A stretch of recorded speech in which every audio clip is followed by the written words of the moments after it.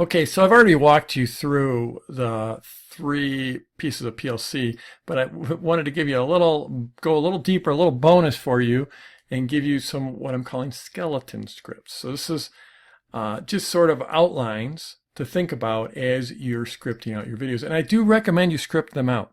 Even if you don't deliver them from a script, even if you just create the script and write it down and get it all nailed and then sort of and then go from an outline or go from memory, or just don't go from anything, but just script them out to know what you want to say.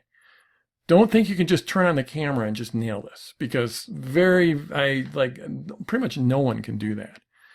And the people that can do that are the people that have been delivering it for years and years and years and years and years and years. Now they can just go off the top of their head. The way to do this right is to actually script them out. I write out word for word. I write out my entire script. These days, and then how I deliver them over the years has been all over the place. I've sat there and had a script printed out at my feet. I would look down and I just memorize 2 or 3 sentences, and I'd look up and deliver them into the camera and then look down. That's awkward, but I've done it. I've done it on big whiteboards where I've written out bullet points on whiteboards. I've done it with huge Post-it notes on the wall behind the camera. Nowadays, for my pre-launch scripts and for my sales script, I actually use a teleprompter, and I go word for word from the teleprompter.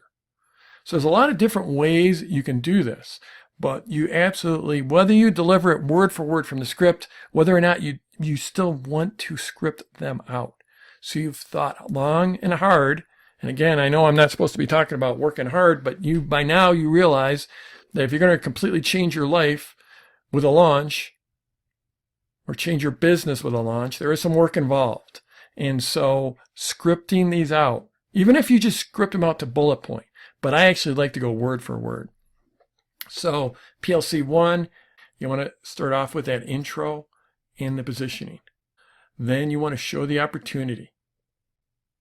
Then you want to share your launch story. And I like to think of this as there's sort of a short version of the story in PLC 1, and then you tend to reflect back on that story or expand on that story as you go through PLC 2 and PLC 3. So think about like your overall launch story is this one story that arcs through the 3 pieces of pre-launch content, and then you have 3 individual pieces in each of the video that tie in together, but then you also have like the first piece feels like a standalone piece. And then all of a sudden, the second video, you have the second piece that feels like a standalone piece, but builds on that first piece. And then the third piece is the same. It feels standalone, but it builds on those first 2 pieces and ties this whole story arc together. You want to teach. So here we go. Intro and positioning, show the opportunity, share your story or the launch story, teach, raise objections and answer them right from the beginning. Then you foreshadow PLC 2, and then you have your call to action. Now I go deeper in on this in the video I shot for you just on PLC 1, but I'm just walking through the skeleton scripts right now. Okay, walking forward into PLC 2. Remember, this is the transformation. This is the what. So again, you have introduction and the positioning.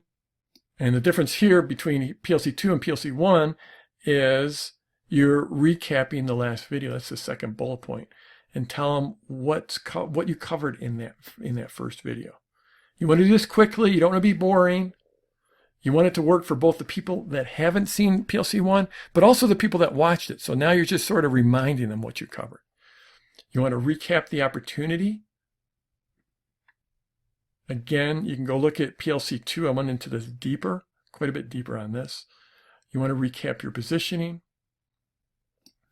You want to present a case study. It could be you as a case study, or it could be one of your case studies, or you want to do some real teaching in here.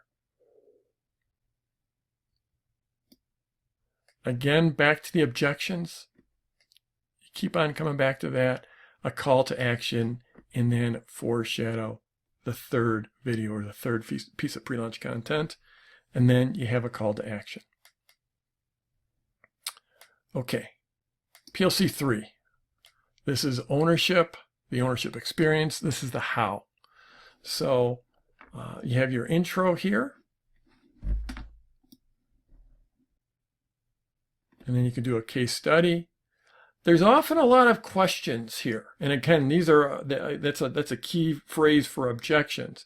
But PLC 3, there tends to be more objection crushing, more objection answering in PLC 3 than in PLC 2 or 1.